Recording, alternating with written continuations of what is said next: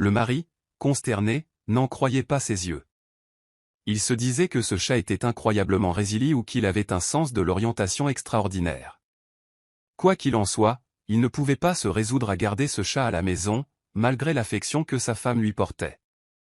Il décida donc de réessayer, mais cette fois-ci, il conduisit le chat encore plus loin, à 40 km de là.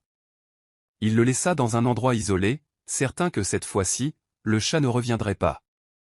De retour chez lui, le mari espérait que le chat n'apparaîtrait pas sur le pas de la porte. Cependant, à sa grande surprise, lorsqu'il ouvrit la porte, le chat l'attendait encore, assis tranquillement comme si de rien n'était. Le mari commençait à devenir fou. Il se dit qu'il devait se débarrasser de ce chat coûte que coûte.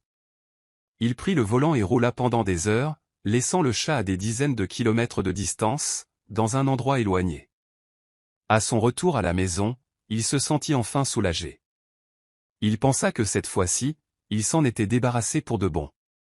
Mais lorsque la porte s'ouvrit, le chat était là, assis, imperturbable. Le mari était à bout de nerfs. Il se demanda comment ce chat avait pu le suivre et le retrouver à chaque fois.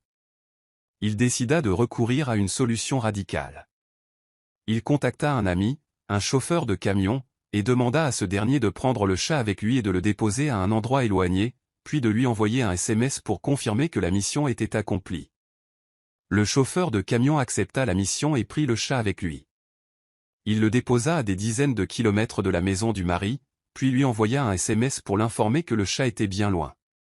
Le mari rentra chez lui, attendit quelques heures, puis finalement se sentit soulagé.